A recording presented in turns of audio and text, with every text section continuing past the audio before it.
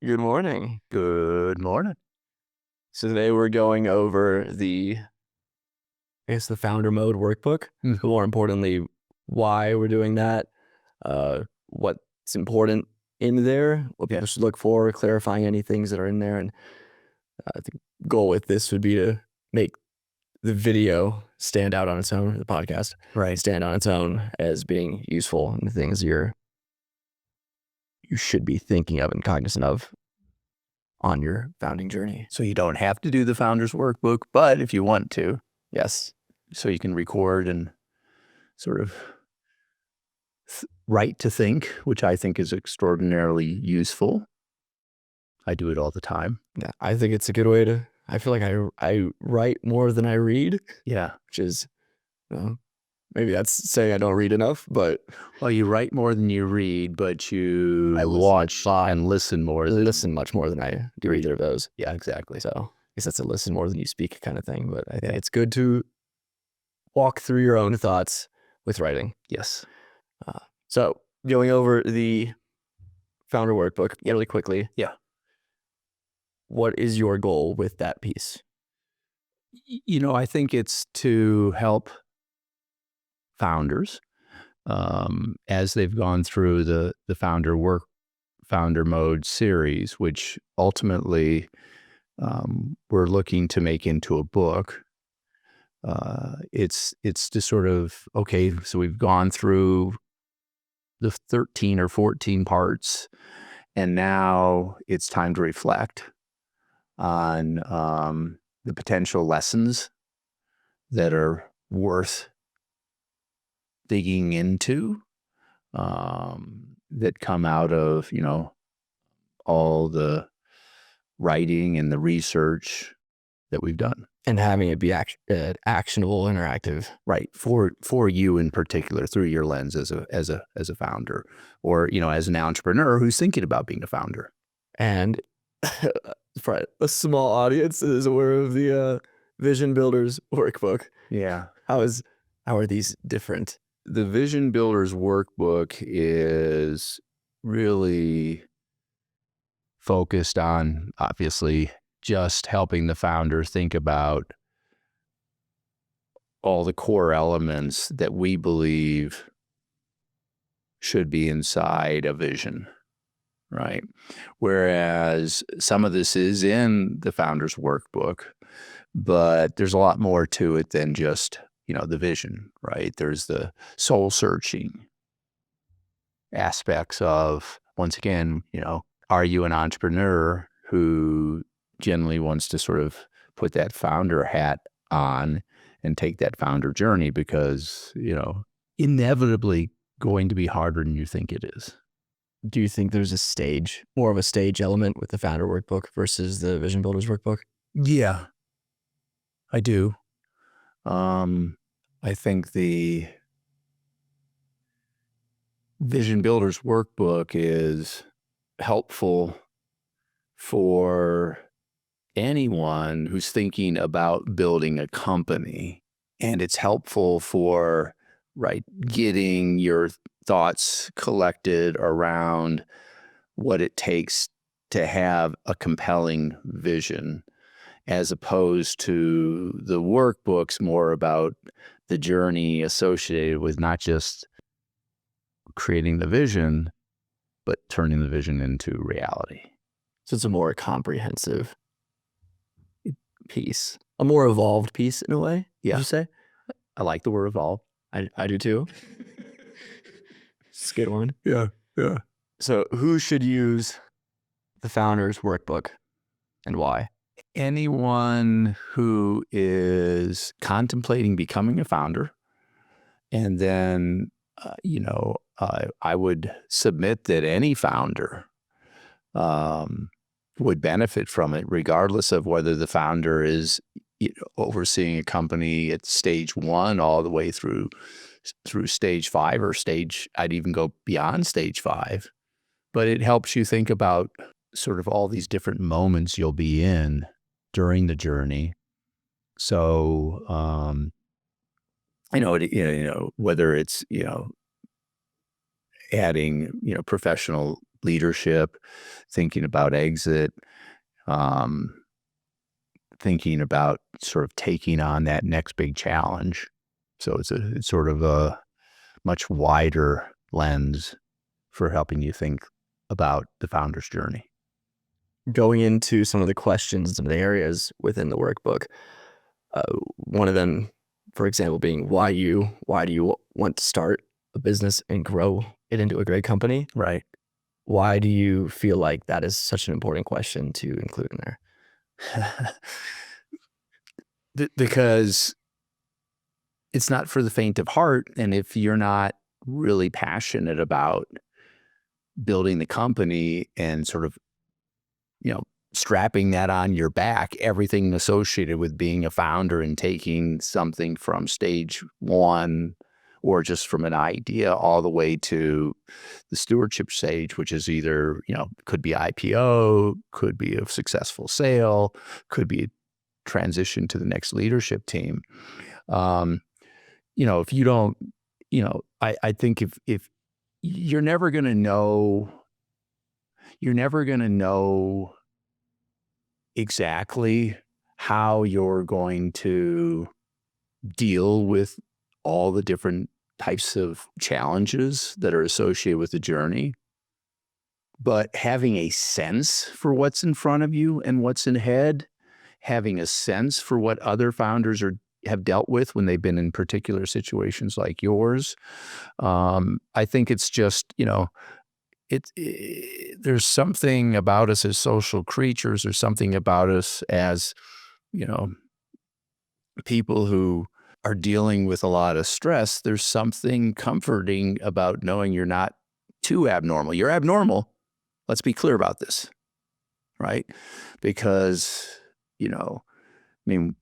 what percentage of entrepreneurs who want to be founders end up building a great company? What percentage of people even want to be entrepreneurs?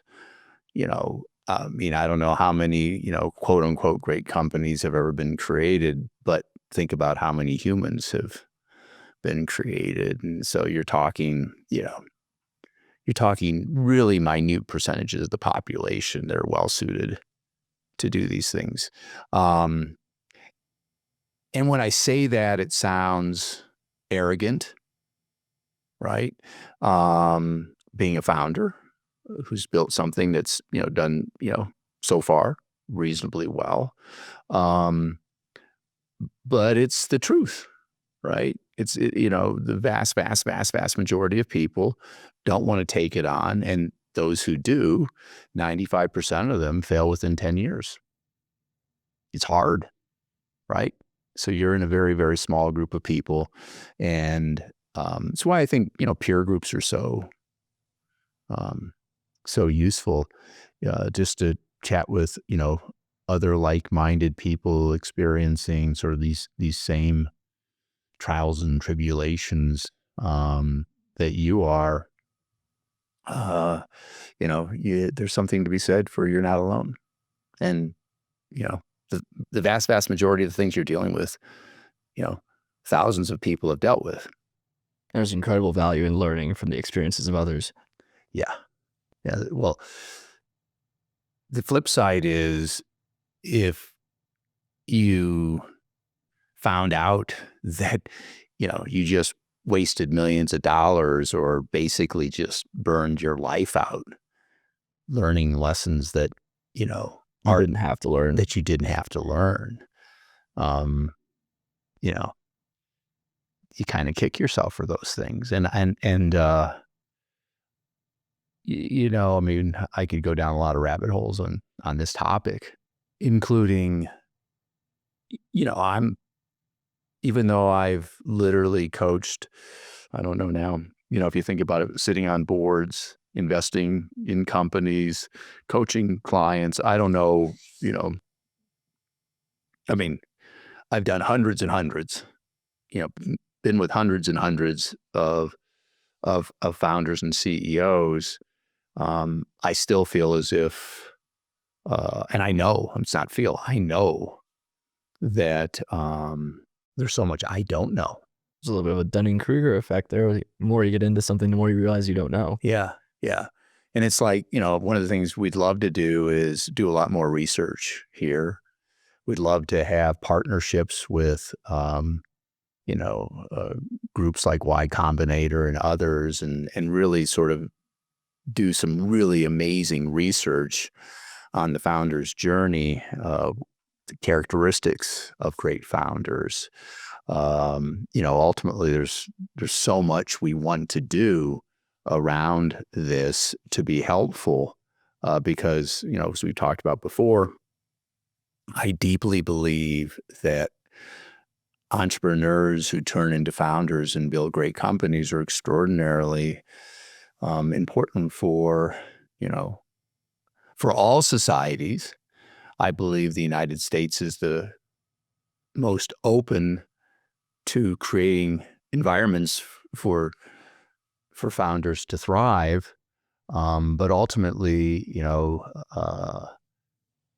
what I love about the founders is, and capitalism in general, is just the nature of having no choice but to deal with positive and negative feedback loops that are essential for the advancement of useful information. Right? You have no choice. You got to deal with it. Right back to average players want to be left alone. Good players want to coach. Great players want to know the truth. These are the humans that are helping us deal with making life better on this planet. And it's, like I said, I can go down lots of rabbit holes here, so I'll stop unless you want me to go further on this one. I think that there's a set of people out there that are highly capable, but also feel a sense of obligation or responsibility to move that forward, to advance something. I don't like the way this thing is right now. Yeah. I see a better way to do it. Yeah. Right. And I think everyone that does something great sort of starts off with that kind of spark. And hopefully that's at an intersection where there's something, they're passionate about that thing as well. Right. Sometimes it's a drudge, but then ideally along that journey, you find at the point where those start to converge. Yeah. Well, along those lines, right, what percentage of founders, I think this is a really cool research thing, what percentage of founders are addressing an issue that they personally faced? What percentage of great founders are addressing an issue that they personally face? I think that's a really interesting piece of research. I think that's a much stronger driving force than trying to go search for problems to solve. Yeah. And I think there's a lot of people out there, founders out there, companies out there that do that approach. Right. So there's a lot of problems out there, but if it's not something that you're passionate about or you feel strongly, are you going to have that strong of a why, which is probably not going to connect with your personal why? Right. And so is that really going to be the thing that keeps you up, that keeps you moving when you're in that trough, pushes you forward, motivates your whole team, and allows you to, or enables you to create something of real transformational value? Yeah. I mean, and there's so many silly little examples out there where someone was dealing with just a little issue, right? And sometimes they're not the founder. Sometimes they're the person who inspired the founder to do something, right? I don't remember the whole eBay story, but it was, right, trading Pez, which is, right. And then and then you look at, the Airbnbs. The Airbnb is what I was thinking of. Yeah. Right. And there's just lots of Apple, all of those things are like, Yeah. Steve Jobs hated cell phones. Yeah. Computers were ugly and slow, so on and so forth. Yeah. SpaceX, Tesla. Yeah. Just keep going. Yeah. Yeah. But so one of the questions in the workbook revolves around identifying a problem to solve that exists in a big market. Right. So how do you balance that out with something that you have a personal investment in or a passion for? Well, look,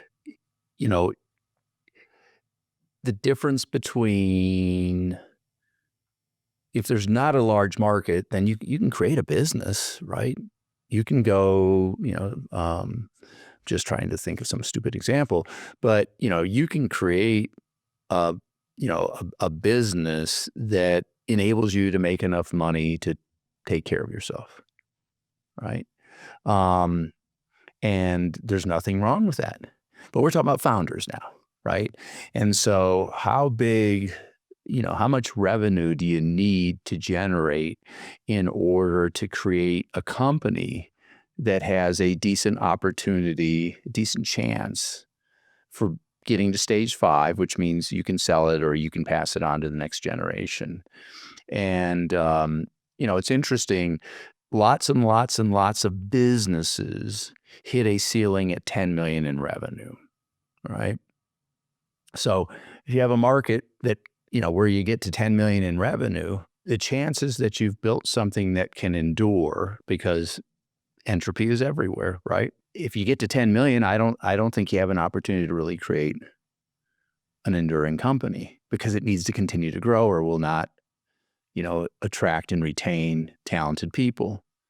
And so, we can have an interesting conversation around it. Once again, this is a great thing to do research on, right? What size does your total addressable market need to be in order for you to have a decent opportunity to create a company that could last for 10, 20, 30, 40, 50 years? Once again, we're talking about companies, not businesses, right? And so, that's what I'm getting into when I say, hey, if you want to create a company that can get to stage 5, that you can pass on to the next generation, that has a decent opportunity to thrive for decades, you need a pretty decent addressable market. Now, you may be able to create an HVAC company, as an example, in the local market, but what we've seen over the last decades now is those are getting consolidated, right? So the thing that, the whether it's marketing or back office or training and development, processes, et cetera, a lot of these smaller businesses in local markets are now getting consolidated because there's just tremendous opportunity for economies of scale if you bring them together. And with AI, being here and capable of doing so much, I think you need to be very, open-minded about, hey, am I entering into an industry that's, while it looks like it's local, that's ultimately going to get consolidated. And then you're going to be, up against someone who has a real advertising budget, who has real marketing experience built within the organization, who has the systems and the training and the development, et cetera. So once again, back to addressable market, I think you need to stand back and think about, are the ingredients here for this to be a large enough market for me to be able to create a stage 5 company? How many people out there do you think are just going to go into this with the perspective of, I want to do it for this X amount of years, and the self-awareness of understanding that maybe past 10 million, I'm not going to be the steward of that ship. Right. And so they're going after the exit game of like, well, maybe I want to get bought out and go into the consolidation side of things. Yeah. If that's your perspective going into it, and you're thoughtful about it, and you say, here's the game I'm going to play, and here's the assumptions I'm going to make with regard to what the world's going to look like when I get it to the place where someone would like to buy it, right? Awesome. You're still thinking about the addressable market. Yeah. Would you separate, or would you distinguish the total addressable market of the industry versus total addressable market of your niche? Yeah, I look at it. I look at it through the lens of niche. I look at it through the lens of local versus regional versus national versus global, right? So when you think about total addressable market, you think about the game you're about to play, or you're inside of. It gets back to you shouldn't be looking at it through the lens of this is today. You should be looking at it through the lens of 5 to 10 years from now. What will things look like, most likely? And what are the implications for my opportunities to exit? And you never know, right? Once you could go into this game saying, this is what I'm going to do. And then all of a sudden you're 4 or 5 years in and you're like, I know this better than anybody else. I'm going to, as an example, raise some capital, and I'm going to be the acquirer as opposed to the acquiree. So I think that's fairly common too. yeah, Talking to to preserve your options going in, right? yeah, make sure that you have all those paths open. Yeah. As much as possible. And talking to a lot of founders, I feel like there are a surprisingly significant amount that view the company that they founded or they're leading right now as just a stepping stone to something later on. Mm-hmm. So right, it was like, we're gonna do this and then sell it, and then I will be able to go do the thing that I really want to do. What would your message be to those people who maybe haven't started that preceding business Mm-hmm. about how to better go about their journey? Whether it's, hey, just take the risk now, really lean into that, don't do this, or understanding that this is part of the journey as a whole. This is just a chapter, Mm-hmm. and making sure that that's segmented intentionally. So once again, I'm going to say I'd love to have the research on this, right? But how many great founders went into the business with the goal not being the business, but the goal being the outcome? I go back to my old expression, right? You don't make money because you want to make money because people value what it is you do. If you're focusing on the outcome as opposed to really enjoying and leaning into and taking the most advantage you can of the journey, I think your probability of being successful is significantly lower. So if that's your perspective, I would say, why don't you go latch on to someone else's journey and learn from that, as opposed to go get banged all over the heck, right? Doing something that you're not even that interested in doing, because this is just a means to an end. Once again, we could look at the research, but how many, great companies were founded by a founder who was like, hey, this is just a little stepping stone towards what I really want to do. Go, maybe what you really want to do can wait for 3 years. Go get some really amazing experience with some other founder. Learn from all the things that, learn from all the things that they do. Learn from their lessons. I think that there's something very powerful about being invested in the process and transforming that rather than being focused on the outcome. Mm-hmm. It's like focusing on journey without attachment to outcome is the ideal way to think. Yeah. I also feel that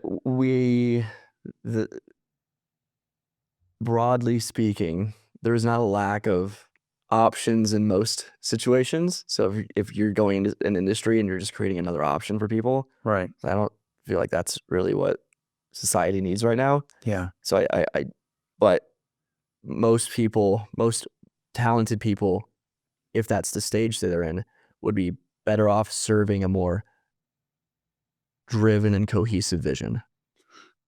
And it'd be interesting to see the research on that. I don't know how you'd go about doing that, but I'm speaking more from a developmental psychology perspective, rather than what does the business look like? Right. How do you serve? How do you see things? How do you grow? And you'll grow by experience, but like we said before, you'd rather learn from other people's experiences as much as you can while on your journey, rather than taking those hits yourself. Yeah. Let's go back into the workbook. Yeah. Ideal stakeholders, people that you want to join you on your mission. Yeah. How do you go about finding those stakeholders and vetting them? Yeah. So to some extent, this is stage-based, but let's talk about you're at that stage where you just have an idea, right? And I know we wrote about this, but you have this idea, and ultimately you're going to have these ideal stakeholders, which we talk all the time about, right? So you're going to have employees, you're going to potentially ultimately have investors, you're going to have customers, you're going to have partners, vendors, right? Go talk with these people. share your vision. Talk with, share what you're thinking. Don't think because you're having these conversations that all of a sudden this super secret thing that you're doing is going to now be taken over by a customer or a prospective customer or a prospective employee or a prospective investor, right? That's not what they're doing. That's not right. You're in a paranoid state. Lots of people are in paranoid states early on, as opposed to go have conversations. Are you crazy? Right? Are people going to buy this? Are people going to say to you, hey, if you do this, I will be one of your first customers? Or, hey, I want to invest, right? You need to go out there and make sure what you're going to be doing is going to resonate with your ideal stakeholders. So you need to identify who your ideal stakeholders are, have some sense for what they are psychographically, demographically, geographically, obviously, right? And enter into conversations and don't be afraid to hear, get feedback. And by the way, oftentimes, I would say it was our case to some extent, right? People are going to say you're crazy. Okay, fair enough. But if I accomplish this, would you be interested in buying it? If we accomplish this, if we make steps 1, 2, and 3, would you be interested in, working in a company like this? Right. And so go explore, go talk, learn. Get those feedback loops. Yep. I think there's a huge element of those crazy people, those visionaries where belief precedes ability. Like, I know I can do this, and then you're going to figure it out. Right. That's going to be a really weird journey. Yeah. There's a big issue of people being paranoid about the theft of their ideas. Yeah. Yeah. And I think most of those people would benefit from understanding that the value is not in the idea, is that golden egg, but it's in the goose that lays the golden eggs. It's in the mind that creates them. Yes. And so early on, you'll come up with something, you hold it really tightly. Yeah. And as you grow, you'll understand that, well, that's just the seed for something bigger, and it's going to evolve and evolve and evolve, and you're going to come up with all these other things. And that's where the real value lies. So there's a lot of founders out there who have had great ideas stolen from them, whether it's someone they ran into somebody who had bad intentions, or they just weren't covering their bases legally. Right. But those that persevere, and there are one-hit wonders, but that's not what we're talking about here. Right? If that's the case, and you still retain your great single idea, the likelihood of that growing is low. Right. So that doesn't even really matter here. But those people that persevered and came up with those things created much bigger things, like James Dyson losing his patent on the wheelbarrow thing. Him losing that, was like, oh no, but that led to a bunch of other things. Right. I think it'd be interesting to see, what the stories are out there where someone's idea was stolen. But the classic one is Zuckerberg, right, and Facebook. And the reality is that the brothers, it wasn't as if they shared an idea and he just went off and did it. They shared an idea, and then they thought he was working on their idea, right? And he was working on their idea for him, and he just kind of just went, right? And so, that's a classic example there of, there's a little bit of shame on them, a little bit, right? Like, we all wish the world to be as we want it to be. Right. We have to acknowledge it for how it is in reality. And that's one of those things where there's a lot of people out there that don't share your values. Right. And that are going to just seek power and dominance at whatever cost. And you have to learn from those things and expect those things. Yeah. And I mean, this is probably one of the best cases, right? The Facebook, Zuckerberg, Winklevoss twins, yeah. Yeah, twins, where, they kind of put their heads in the sand while he went and did his thing. They didn't have the right conversation with him to make sure that they didn't enter into any agreements. I don't think they did. There's a lot of assumptions there. A lot of assumptions going on. And willful ignorance. Yeah. I would say. And- I think it was And I don't think they would have created Facebook. Well, right? Period. So that's a real. So there's a lot of examples. Yeah, to make it a wider appeal on this, I think, what was this, probably 5 years ago? Taylor Swift losing, or the issue with her and owning or having the rights to her masters right of her recordings. Right. And at the time, everyone was very upset that she could not do that. And I think that there was a lot of poor planning on her side of the aisle. Right. With regard to how that would go about. I think that she could have done it if she wanted to, but at the time I felt like it would be a long-term positive for her if she broke off with that and could just do her own thing. And so, but she's young and learning these things and didn't feel that way. And then fast forward to now, she just releases her own version of the same songs that are performing better, and then can really lean into doing everything that she wants to do authentically. Yeah. It was just her. It wasn't the music that mattered. Yeah. So yeah, to make that analogy more widely understood to a different audience. Yep. So another one of the questions building off this revolves around the need for resilience and grit as a founder. Mm-hmm. Like we've covered that a lot already. Yeah. But why do you think the ability to properly respond to challenges, setbacks, be anti-fragile is so important in that position? Because you're going to get punched. You're going to fall down.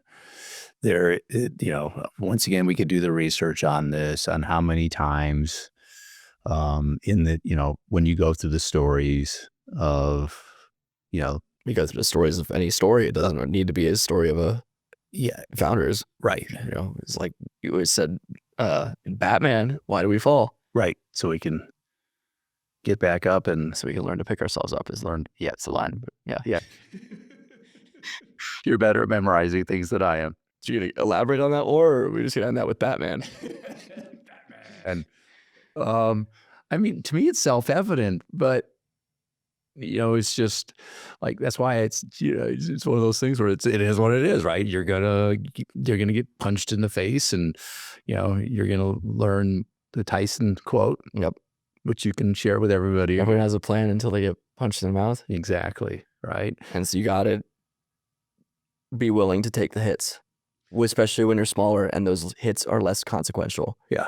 The more you protect yourself in the beginning, the more you keep yourself in a bubble, the harder those hits are going to be later on, and you are not going to be prepared for them. Yeah. In the sense that you're not going to be able to respond appropriately, because if a hit comes, and I think a good example of this is BP, that hit comes and you just retreat and you leave your organization, your people on their own to fend for themselves. Yeah. Ooh. Oh, that's not very useful. No. You want to be useful when the flood comes. Yeah. And I think that's the BP one's a really good one from the perspective of, it isn't about, if you decide to become a founder, you need to understand something really important. It's no longer about you. You're a leader, right? You're not an individual who can do whatever they damn well please. You're a leader. You're standing, I'm thinking of Lion King, but you're standing there over the kingdom, and they're watching you, and you need to know that you can respond is the better word, appropriately, as opposed to, rolling up in a fetal position or taking your ball home and not coming back out to play. Yeah, and that's how you grow. You lean into the adversity. Yeah. You voluntarily put yourself in that position. So that's a growth response versus a threat prey response. Yeah. I think that's a big. Yeah. And so the question, so the question is, if you're thinking about becoming an entrepreneur, if you're thinking about, if you're an entrepreneur thinking about becoming a founder, do you have confidence in your ability to get knocked down and get back up? Right? Have you experienced this before? And if you've never experienced getting knocked down and getting back up, once again, when you sort of look at what's it take, what are the ingredients associated with being a successful founder, you don't know whether you have that ingredient. And so now what do? Do you just go in, you know, praying for the best? Once again, another area for doing great research, but there are a lot of very, very successful people who have, backgrounds where they've been punched and punched and punched and learned how to learn from those experiences and get back up, and they have confidence. I, I know how to do. I know how to take a punch. I know how to get up. I know how to learn from it. Whether it's, it takes you a day or a week or some period of time to recover, fine.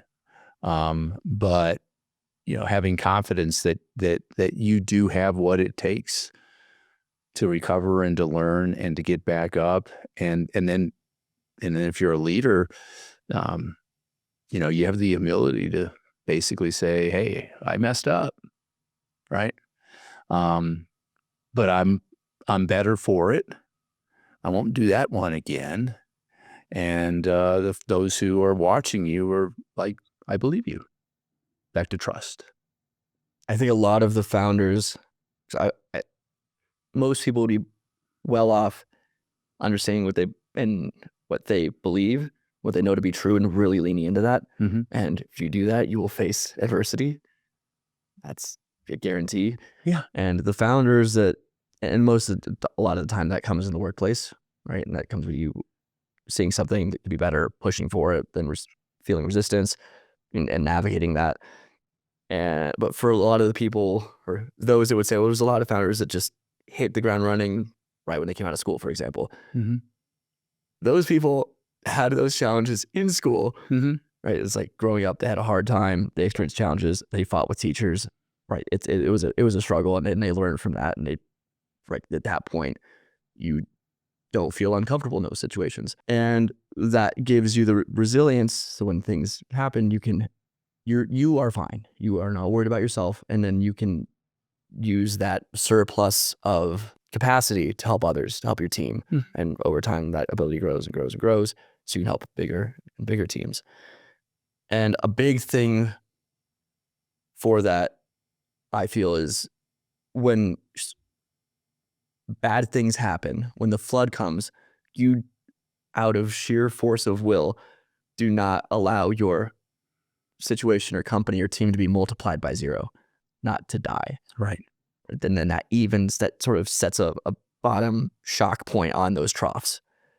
And I think that's very like Charlie Munger, like, don't just let things die and allow them to keep compounding. And so there's gonna be times where you just have to keep it alive, keep it on life support so that you can continue to build. But when you get out of that point, you'll be so much better off to succeed than everybody else, regardless of their situation, because everyone's going to have those issues. And if you allow that to kill you, to multiply your growth by zero, then you're done. You're out of the game. Yeah. I mean, there's several things to talk about here. And, obviously the multiply by zero and then throw on entropy, and it's impossible, right? Because you grow or die. But the one thing that I was thinking about while you were chatting, which is bad because I did go off. If you haven't been knocked down, then it's harder to empathize with people who do get knocked down, and people are going to get knocked down all around you as a founder, right? And so, if you've never been knocked down and someone else gets knocked down, you laugh at them, right? And so, as an example, how many founders were bullied? As an example, right? Growing, it'd be an interesting, probably most. It'd be an interesting conversation, right? Whether they were bullied physically or socially, right? And when you say emotionally too, right? Yeah, there's probably another cultural component on there, like, depending on where you're coming from. That could be stronger, which I think is interesting, because we've talked about that before, like the crabs in a bucket mentality of not wanting people to succeed. Right. And then there's the team component of, you want your leaders to want people they hired to be able to surpass them. If you have people that are afraid of that, well, that's probably not going to make for good leadership. Right. Yeah. So the dynamics are just very interesting. Not even, it'd be right. one of those things where it'd be fun to have the research on it, but I don't even know how you would. We could probably do that pretty easily in the future. We could actually, right? Once again, it's all these great things that we want to research, but yeah, I think the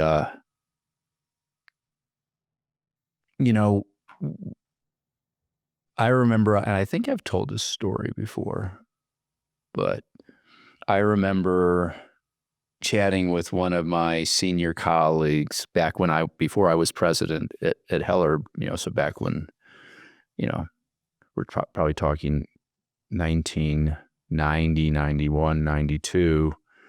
And we were talking about, being leaders. And in particular, we were talking about, both of us worked our butts off. Right. And she looked at me and she said that, I guess it's true that we're not normal. And I think that's just, there's lots of things that contribute to you not being normal. And I think a lot of times there are negative things that contribute, that drive you. There's a reason you're driven. I don't know all the reasons, right? But I bet a lot of founders are driven by something. I think that is the result of something not good happening. I think a lot of founders and a lot of just ambitious people out there, before they can be driven in a positive sense, they're being dragged by something in their past. And so you'll see a lot of, and I always think what would you tell your younger self thing is an interesting conversation, because everybody, a lot of people that were dragged, that gave them the escape velocity to mature past that, right, and get to the point where they are driven. Yeah. And they probably wouldn't have gotten to where they are without that. Well, without the long nights, without bad mental health and struggle. And so I appreciate the perspectives of the journey's a journey. It had to go the way it had to go. Yeah. I wouldn't change it for a thing. Yes. And I think that there's that pushing for just skipping those steps, right, of being dragged, of needing belonging. Because I think you need belonging, and then you work through that, because you have to sort of understand the game, and in doing that, you're trying to belong to the game, and then you see it for as it is, and then we can do a whole Lovinger's analysis here, yeah, and then advancing past that to the point of, I recognize that I am unique, and that's good. Yeah, right? This is the game, right? This is the game. This is the player, right, and I want to be the best player within this game. the best version of you. Yes. As the a best player for this game. Yes. And this, you can't just change the player. Right. Right. That's why if I'm going to go play football, I'm not going to play tight end. No. As a 5'10", 160 pounds, whatever. Right. Understand where I am and what I can do with that. Yep. The reality is you can't change it. So don't wallow in it. Learn from it. I mean, I hate to be that, hard-nosed about it, but sitting here wishing things to be different than they were is a fool's game. It's a fool's game. So, right, don't hit the stupid saying of don't hate the player, hate the game. It's like, no, don't hate the game, because you're in the game. Love the game. Yeah. You have to love the game. Yeah. Otherwise, you're not going to. Yeah. And you can transform the game. Yeah. But if I need to say that to you, you are not at the point where that is the thing that you need to hear. Right. The teacher will show up when the student's ready. All this comes back to commitment. Mm-hmm. Committing to the journey. Mm-hmm. Understanding it's not going to be fun. Right. There are going to be times where you want to quit and leave it and just wish it never happened. But like we said, at those troughs, it's staying strong. It's staying resolute and continuing to push forward. Not for just yourself in these situations, but it's about more than just you. It's about your team. It's about who you're serving.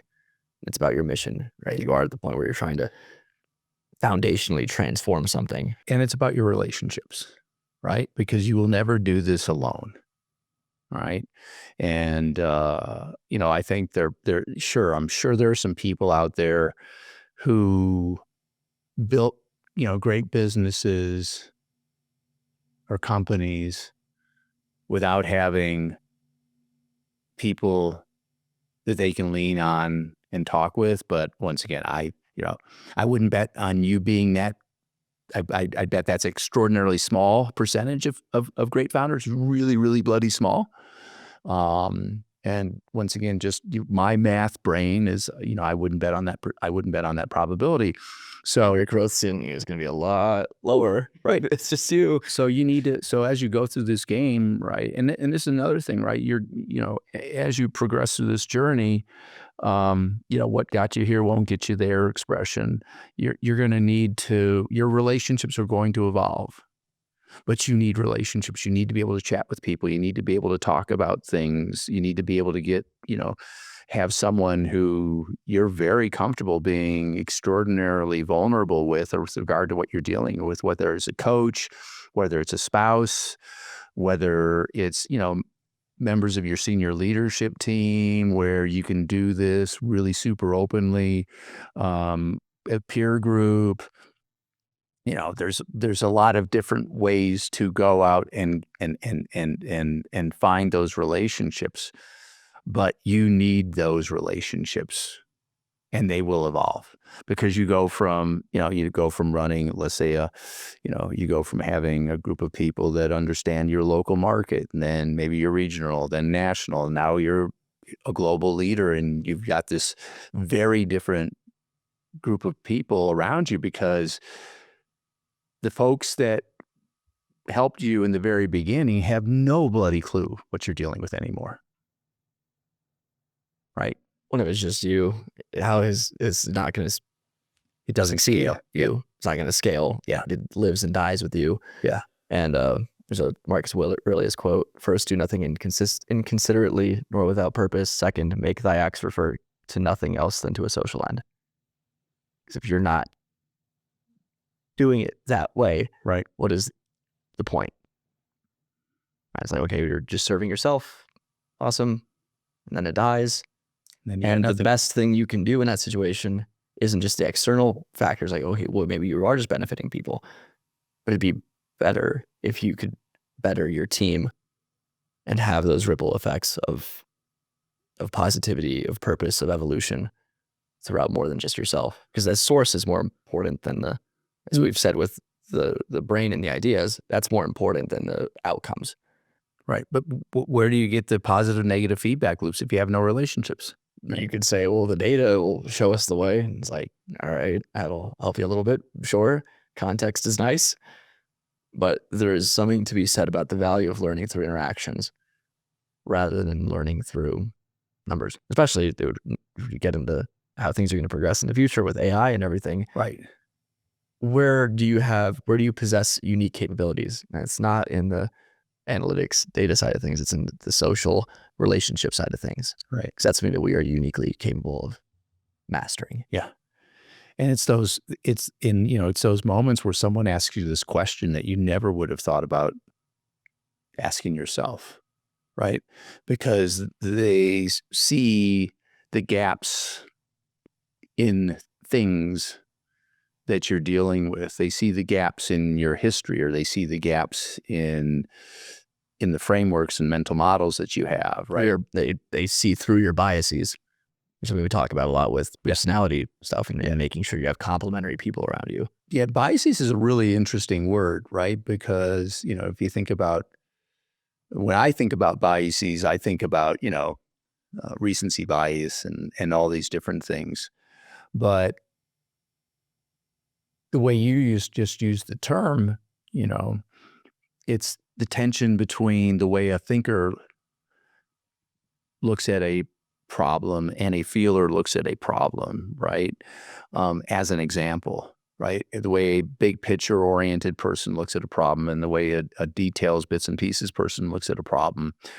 And there's really healthy tension there if you're open to it, that helps you create a solution that works for all, not just for people like you.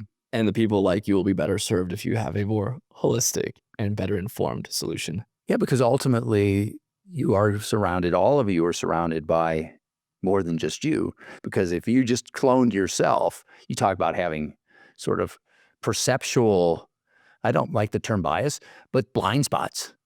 you're just going to like tons of blind spots all over. And it's funny, a lot of people say, oh, if I just could clone myself, this would be a better situation. Yeah. And especially when it comes to founders, it's like, Right.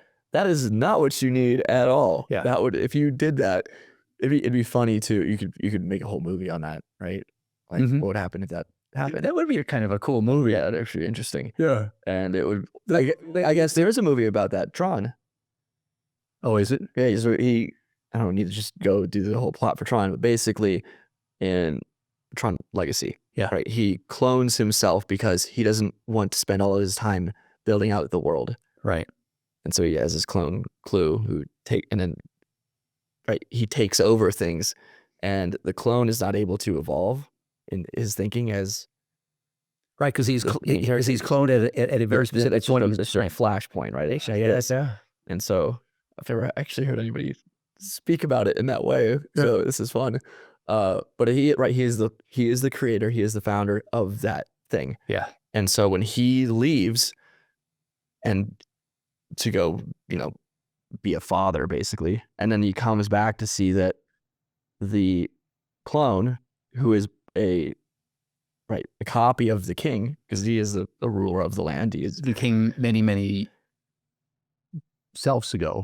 versions ago. And as he grows and evolves in his thinking, he does not. Right. He believes in the initial purpose absolutely to a fault. Yeah. And so he is just with sheer force of will pushing it as much as possible in that direction, completely blind to anything else. Yeah. And so you have two different visions for how this thing works, and one is locked in, and one is grown. Yeah. But the one that's locked in is much more simple and powerful and easier to execute. Yeah. Because it's not as complex. And I think there's something to be said in something that's so mindlessly simple being a lot easier to work on. Yeah. There's a way we could do a whole episode on that. It's all on Tron. But it's like, that's right. That goes back to, if you don't want to clone yourself because that's not helpful, don't do that. But also it's like, there's a reason it is one person, that the organization, right, with regard to the founder, is the extension of the shadow of the individual. Yeah. And I look at sports as an example, right? So let's just, grew up watching Michael Jordan, right? So could you imagine a team of 5 Michael Jordans? From so many different perspectives, right? Now you don't have a center, you don't have a guard. You have a guard, but you don't have forwards, right? Et cetera, et cetera, et cetera. So people will be like, well, it's an ego thing. And I think it's like, kind of, right, but it's not really. It's a part of it. It's a part of it, but you're throwing out the baby with bathwater kind of thing. It's like, sure. But in just saying that, it's like, well, you're not going to be more inquisitive into what the actual issue is there. You need to have one leader that moves it forward, that advances the thing. And that leader, I think sports is a great example, that leader changes. Mm-hmm. Right? Like you have different coaches that come in, you have different things, but it's like the team matters, not the person as much. Right. Whereas companies are not as resilient to those changes, because I think it's increasingly an issue today where we prioritize the personality of the individual over the soul of the company. Right. Well, and I think we've talked about this before, but I love the Captain's Class book. And if you haven't read it, I encourage you to do it, especially if, you really want to understand greatness. But the big punchline of the Captain's Class book is that if you look at the great dynasties of sports, I think he studied them all the way back to 1900, whether it's football or baseball or soccer, volleyball, in any team sport, the true dynasties at their core was a captain, not the star. Right? Because the captain made sure that the entire team worked well together, whereas the star was just, they were going out there and being the star. And, and I think if I recall correctly, Pele said that, look, they never would have been, and he never would have been as successful if it wasn't for the fact that he had this amazing captain. And one of the things about, I think it's really cool, Abbott being an old rugby player, is the New Zealand All Blacks, part of their culture, right? The stars cleaned up after cleans the locker rooms after the games, and part of their culture was a culture that actually did a really good job of nurturing the development of captains, and consequently, right, one of the most successful teams in terms of dynasties. I think that, New Zealand All Blacks had probably had 3, 4, 5 dynasties over the last 100 years. And if you look at every single one of them, there was just an amazing captain there and there's characteristics of an amazing captain. But the point is that, great teams, and he actually did not think that the Bulls were a great dynasty because they didn't have a captain. But when he watched the Michael Jordan Netflix series, The Last Dance. The Last Dance, he's like, I underestimated Jordan as a captain. He actually was a pretty damn good captain. So one of those rare humans who was both a star and a captain. But it's really cool, right? I mean, the research was so compelling at how important a captain is. So once again, captains, cloning, right? And you go back to like the sweeping thing. It's understanding that this is your, right? That's how you train somebody to understand and to see that as this is your domain to keep in order and to serve, rather than you seeing sweeping as a dominance issue. Yeah. Of like, oh, this is hazing. It's like, no, that's not the point of that. And I think that is something that's misperceived everywhere. Yeah. It's like you're supposed to serve the thing, and that's a huge difference. You taking responsibility is what leads to you moving up in responsibility, in dominance, if you want to see it that way. But you're gonna have to move past that perspective in order to actually do that. Yeah. It's going back to the you don't make money because you want to make money kind of a thing. It's like you have to serve, you have to do something, you have to create something great, and that's gonna be really hard on you. It's going to sacrifice more from yourself than anything else. Yeah, I think it's dominance, right? Is not the right word. It's whether you want to call it servant leadership or you want to call it quiet leadership or setting the example, hierarchy thing, right? Dominance. Yeah. And just being an exemplar of how to be a great teammate. I'd say dominance in the sense that a lot of people, right? Let's say like 15 to 30 guys, because we're talking about sports, are concerned about that thing. Like they don't want to be the one that's at the bottom of the pack. They want to move up that hierarchy, whether they know that or not. Right. And I think more people these days are aware of that, and in most in an ironic sense. But it's like you can see the thing and then how you're supposed to get there, but then you have to completely reframe the way that you think about things in order to actually move up that point. And then once you start to do that, you don't care about that. That's not the goal. Right. But your actions in the process leads you to that point. So if you are creating a company with the goal of hitting 10 million, well, that's the only goal. Like, well, that's pretty weak. That's probably not going to work. Well, then what happens when you get there? Well, you probably won't get there, but if you do get there, right, then you just feel then the game's over. Well, the game's over. You feel empty. It's like your goal is just to graduate college, and then you graduate college, Yeah. and you like, yeah, I'm on top of the world, and then you go to your job the first day, and you're like, wow, I'm at the bottom again. This sucks. I hate this. And then it's just never ending, and you're like, whoa, then you're lost. Yeah, because there's a lot of people find themselves lost in that position. And this gets back to why a compelling why is something that is never accomplished. Right. And, I think I've talked about this before, but I remember reading just a single page article in the Economist magazine when I was probably like in my mid 20s. Actually, I remember exactly when it was. It was late 20s. But, it was about, if you set a goal and then you achieve it, then you're lost. And so NASA, right, the mission of NASA was just to get, man to the moon, quote unquote. And once it got there, it kind of did it 3, 4, 5 times. And then all of a sudden it was lost for decades. I mean, maybe it's still lost and it's being replaced by, say it's still lost. It's still lost, right? But it was an amazing, goal. But once it was achieved, it was like, what do we do now? Whereas obviously if NASA had been, let's just go there for a second, if NASA had been taken over by Elon, I know damn well what NASA's mission would be. But do you think that NASA or SpaceX is the better vehicle to achieve that mission? That's another point. My only point is that NASA would have had sort of a forever had guidance. I think it would have a forever goal as opposed to a very like, here's what we get to. And then, everybody looks around, well, what do you do next?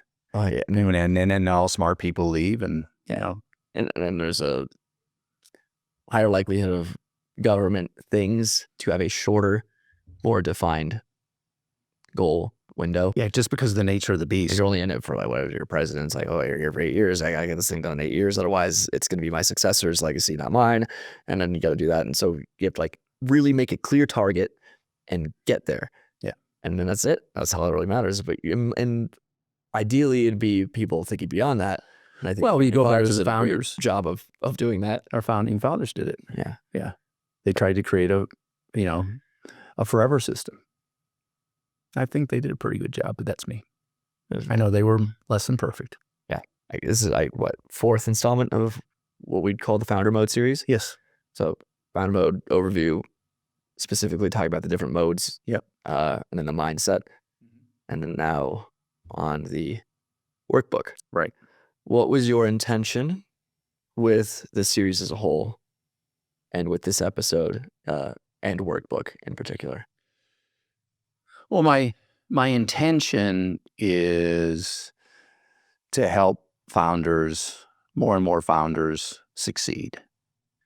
My intention is to help people appreciate founders, but to also be able to engage with the founders when they're exhibiting founder mode, right, in a less than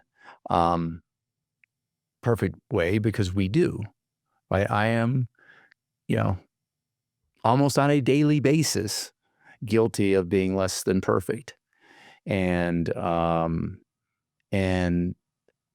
be honest, the little part of it is I wrote it so that our employees have a sense for why I'm the way I am, and to, honestly, to give me a break on occasion for being less than perfect, because I do have, there's a hell of a lot of stuff going on in my head, and a hell of a lot of things that I worry about. There's a hell of a lot of things that I can't always articulate as well as I want to articulate them.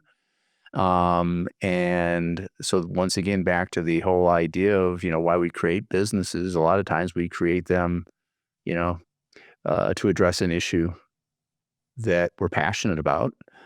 And for me, part of the reason, we built 90 is because I deeply believe that in entrepreneurs turning founders. I deeply believe in small and mid-sized businesses. I deeply believe in creating a system that continuously creates them, so that, we can have positive and negative feedback loops, and people attacking status where status and monopolies and things are being protected, because it's just super healthy for society. And so, I think part of the big idea here is just to make us better at having a richer, more successful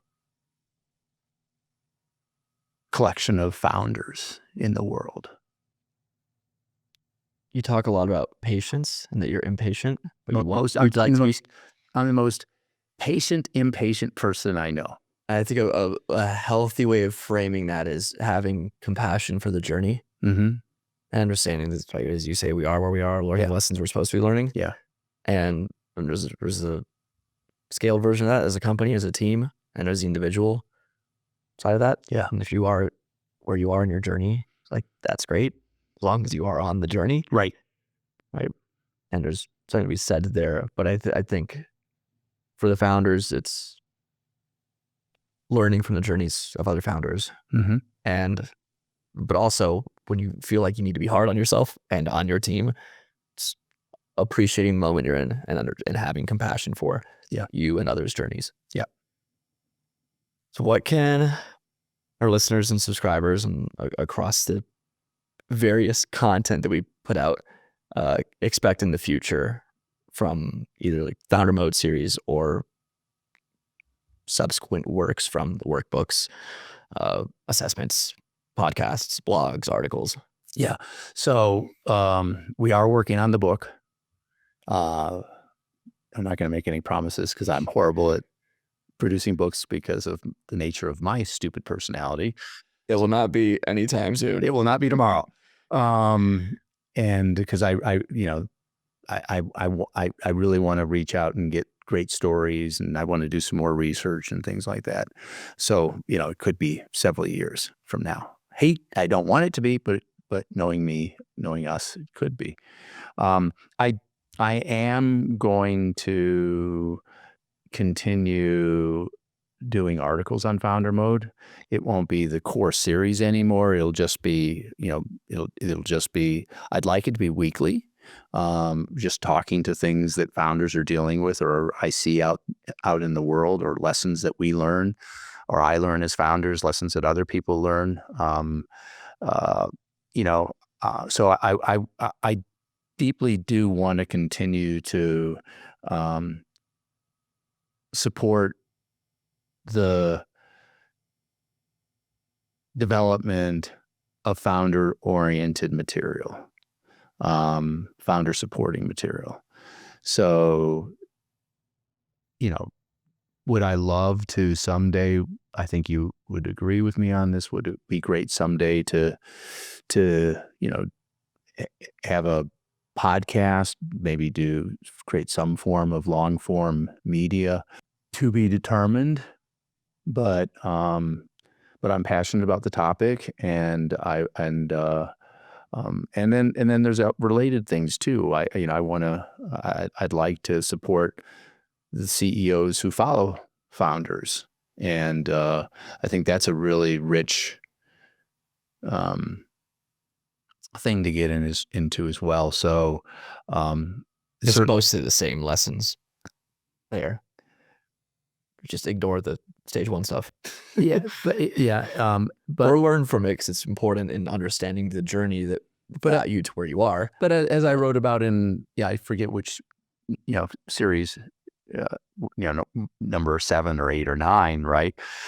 Back to the forever agreements, just as a CEO, recognize that this company that you're taking over, presuming it's a company, right? There's history here, very rich history here, and there's a soul to the company, and be careful, right, with regard to what you ignore, or worse, denigrate, or just basically rip out in order to put your mark, quote unquote, on the company, just because. Right. So to be really super thoughtful about why the company's been successful, because the big assumption here is it has been successful. It's gotten to this place where, someone with your experience could be hired and brought in. So, there's a bunch of stuff there that I'd like to someday get into. I don't know if we've ever clarified what forever agreements are on here. I think we have. Have we? Yeah. Well, we can do them. Obviously, it's core values. It's your compelling why, it's your compelling value proposition, and it's your ideal customers, the definition of those 4 things. I'm confident we've done forever agreements here. All right. I would say it's your why and your principles. I think that's core. And then it's your core values, ICP, ICP, and then unique value proposition. Yeah. I call it compelling value proposition. But yeah, same thing. Yeah. But yeah, I think it's right. The why should be most sacred, along with your principles, because those are the things that those are the values that guide the world you operate in, your kingdom. Yeah. And then your ICP, who you serve, obviously super important. Yeah. Along with your compelling value proposition. So it attracts your ICP, right? And then your core values, they can get modified and tweaked, but at the core, not to do that core on core values, at the core, they should be, because all these people joined you based upon the culture you've created. So, we've had interesting conversations around, how we've tweaked ours over the years. And there's a little part of me that wants to do a major tweaking, because I feel like they haven't scaled as well as they have. But just tweaking them as heuristics, not tweaking them as in meaning. Yeah. Right. Just better doing that. Better word choices that scale more easily, that are like you and I have and had a number of conversations around truthful, specific, and positive. Which is not a core value. is not a core value. It's one of our guiding principles, but it hasn't scaled as well as we'd hoped, right? Because when you're 10, 20, 30, 50 people, everybody understands like the nuance of TSP. Yeah. But when you get to 200 people, lots of people think positive just means being nice as opposed to kind. It's not. If you don't have something nice, don't say it, right? Yeah. What's the actual way that? And so it gets back to, are we better off with truthful, specific, and constructive as an example? And I think that's a really good conversation, and one we are going to have. Yeah. Right. As a company. I think heuristics matter more in outcome than intent. As much as people are like, well, this is what it means. Like, well, you can argue what it means all day. Right. But if it doesn't have the outcomes because people don't perceive it the right way, Yeah. because it's so removed, and if you have to explain it, it doesn't work. Yeah. Right. It should be self-evident. Yes. So, and I think there's the order or grouping of the forever agreements is important. Yeah. Right. Where like your core values should stem from your why and from your principles. Yeah. Right. That should not inform those things, because then that's going around it the wrong way. Yeah. And same with your ICP and your compelling value proposition. Like those should be in service of the why. Yeah. Not the other way around. Right. Otherwise, you're going to get to the thing where you're trying to serve another perspective, and Yeah. you're trying to be who people want you to be versus what people need you to be. Yeah, it's an interesting conversation around a hierarchy here. I may not agree with you, right, on this one. I think it's like, I always talk about how you have to have at least three. You have to have at least 3 KPIs, otherwise you're over indexing on one thing versus another, whether it's quality or following a process or quantity. And I think that there's power, right? Triads, right? I think there's power in having, like the compelling why, the ICP, right?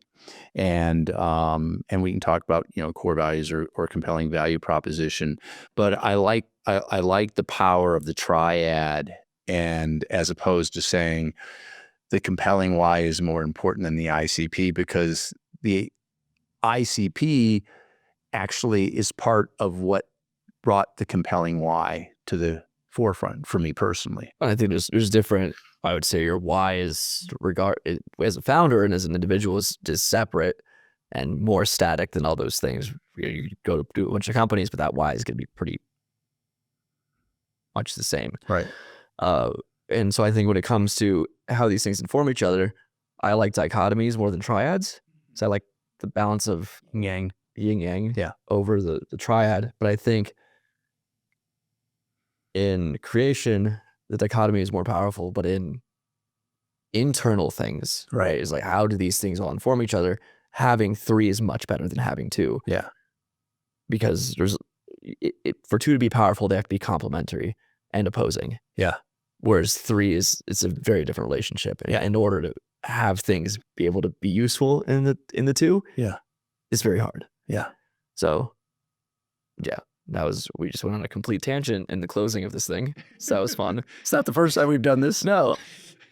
But all that to say is I think we're gonna improve the newsletter to better service these things. We're going to we'll continue the podcast. We're gonna come out with new videos. I have no idea when that's gonna be. Yeah. Been pushing for that for a while. Yeah. We'll see how that goes. Yeah.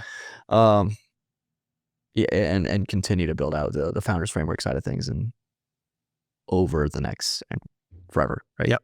That's good. It's gonna be continuously improving. Mm-hmm. So we will leave the link to the workbook. Yes. And the newsletter. Yep. Below. And yeah. So subscribe to the newsletter, subscribe to the podcast, and download the workbook. And share, please. Right? Yeah. That's how this grows, right? Yeah. It's a relationships social component.